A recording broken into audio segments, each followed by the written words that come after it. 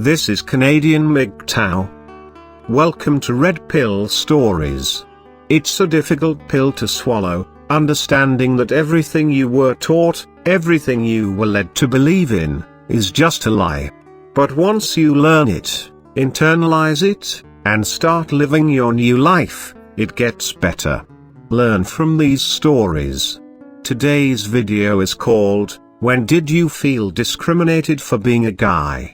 Here is a life story that was posted on a question and answer site.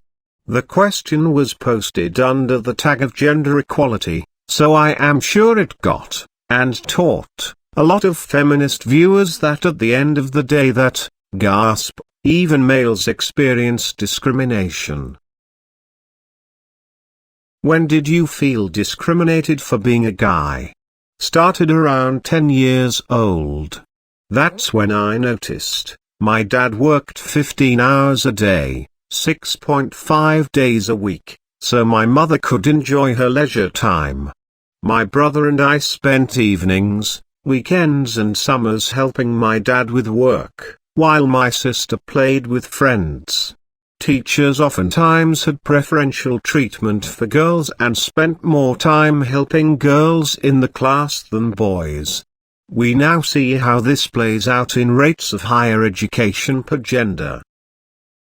When I was a teenager, I bought my first car with the money I made. My dad bought my sister a car. The money I made working evenings, weekends and summers was spent taking girls on dates. Didn't see many girls taking guys on dates. There was little guidance help preparing boys for higher education. When I became an adult, there weren't college courses designed specifically for men's studies.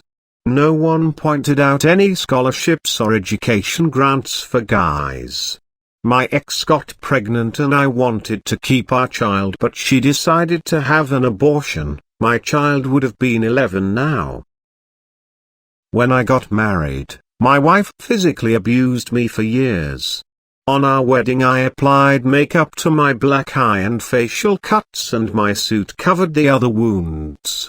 I had to tell our family and friends I fell down.